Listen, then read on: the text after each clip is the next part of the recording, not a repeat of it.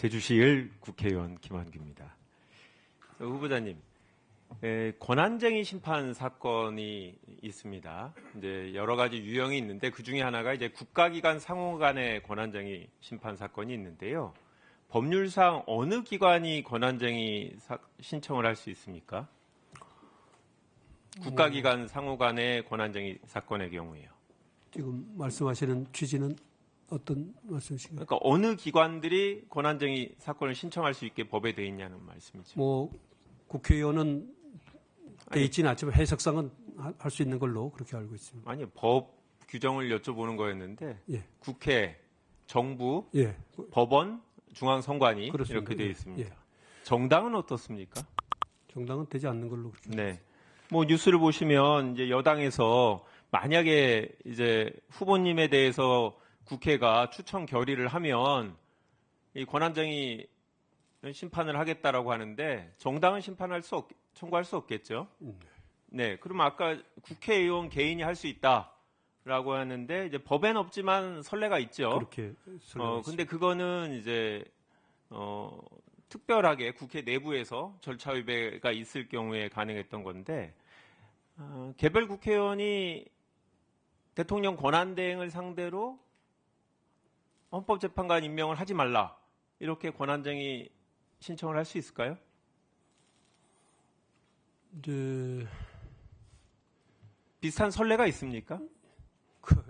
국회의원이 대통령을 상대로 청구 자격이 있다고 인정한 선례가 있습니까? 아직은 제가 듣지 없습니다. 지금 후보자로서 이 자리에 앉아 계신데 지금 국회가 진행하는 인사청문 절차에 위법한 부분이 있습니까? 있으면 앉으시면 안 되는 거 아닙니까? 예, 제가 위법한 부분이 있습니까? 제가 아직까지는 확인한 바는 없습니다. 만약에 내일 저희가 청문 보고서를 채택하고 본회의에 그 안건을 올려서 다수결로 통과가 됐다. 절차상 문제가 없는 거죠.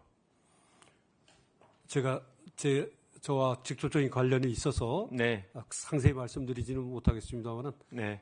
대체로 그렇게 생각하고 있습니다. 네. 후보자께서 만약에 절차상 문제가 있다고 하면 그때 문제 제기를 하셔야 돼요. 그렇지 않고 가만히 있으시면 그건 절차상 문제가 없다. 그래서 응하는 걸로 다 국민들이 볼 겁니다. 현재까지 아무런 얘기를 하지 않고 계시기 때문에 동의하시는 걸로 문제가 없다고 지금까지는 동의하시는 걸로 알겠습니다. 국회가 지금 추천하는 세 분의 후보자 중에 한 분인데 처음에 본인이 이 국회 추천목으로 헌법재판관 후보자가 될 거다라는 얘기를 언제 들으셨습니까? 올 비상계엄 전에 들으셨습니까? 전이었습니다. 그렇죠. 비상계엄 전에 이미 국회 추천목으로 본인이 후보자가 된다라는 얘기를 들었던 거죠. 그렇습니다. 네. 저희 국회가 후보자를 헌법재판관으로 추천하는데 혹시 재판관이 되시면 저희 국회 특별히 배려해서 잘 봐주실 겁니까?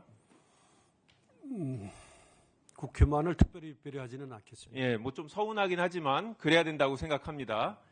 국회가 법을 만들지 않습니까? 만약에 제가 간사인데 제가 대표 발의한 법안이 통과됐어요.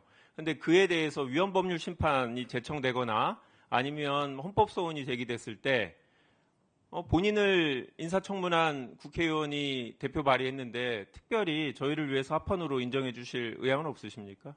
고려하지 않겠습니다. 네. 그러면 모든 탄핵 사건은 국회가 소추합니다.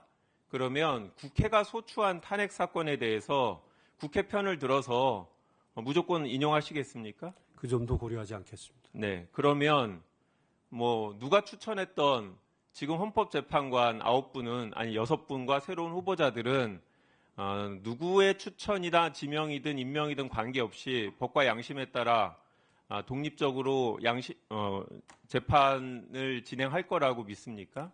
본인도 그렇게 하실 겁니까? 저뿐만 아니라 모든 분들이 다 그렇게 하실 것으로 믿고 있습니다. 그러면 일각에서 후보자가 국회가 추천한 후보자이기 때문에 국회가 소추위원이 되는 탄핵 사건의 심판을 하는 재판관으로 일하는 건 부적절하다라는 주장에 대해서 어떻게 생각하십니까? 서면 질의에서 제가 말씀드린 것처럼 그런 견해는 채택하기 어려운 견해가 아닌가 싶습니다. 네, 1분만 저도 더 주시면. 헌법재판소법 51조에 따르면 형사소송이 동일한 사유로 진행되는 경우에 심판절자 정지할 수 있도록 되어 있습니다. 왜 이런 제도가 있는 겁니까? 형사소송 이제에 관한 규정이 이제 준용이 되도록 돼 있고요. 또 형사 절차에서 어떤 구체적인 수사를 통해서 확보되는 어떤 자료들 이런 것들이 이제 헌법재판의 과정에서 필요한 경우에 그것을 참조하기 위한 것이 아닌가 싶습니다. 네, 그렇죠. 그러니까 헌법재판 과정에서 독자적으로 증거 수집에 한계가 있으니까 만약에 형사소송에서 이미 수사가 다 진행되고 재판 중이라 증거도 수집이 된 경우에는 이걸 이제 가져다가 헌법재판에 활용하도록 하는 거라고 보는데요. 반드시 그래야 되는 겁니까? 그렇지는 않는 걸로 알고 있습니다. 그러면 지금 구체적인 판단은 죄송합니다. 다시. 네, 또 하세요. 지금 대통령에 대한 탄핵소추 사건이 있습니다. 그런데 대통령에 대해서 내란죄, 직권남용 이렇게 형사사건도 진행되고 있습니다. 이 두 가지 사건의 쟁점이 완전히 동일합니까? 완전히 동일하지는 않다고. 그러면 직권남용이 유죄, 무죄하고 관계없이 탄핵 사유가 존재하는지는 판단할 수 있습니까? 그런 경우가 일반적으로 그런 경우가 있을 수 있다. 그러면 이 사건의 경우에 헌법재판소가 형사사건의 진행을 기다리지 않고 탄핵 소추에 대한 심리를 진행하는 게 문제가 없습니까? 그것은 탄핵 심판을 담당할 재판부에서 결정할 문제라고 최소한 생각합니다. 법적인 위반 사항은 아닌 거죠? 그렇습니다. 일반적으로 법 규정 자체가 반드시 그렇게 해야 되는 것은 아닌 것으로 알고 있습니다. 그러면 지금 헌법재판소가 27일 날 1차 변론준비기일 연다고 하는데 이것도 위법한 사항은 아닌 거죠?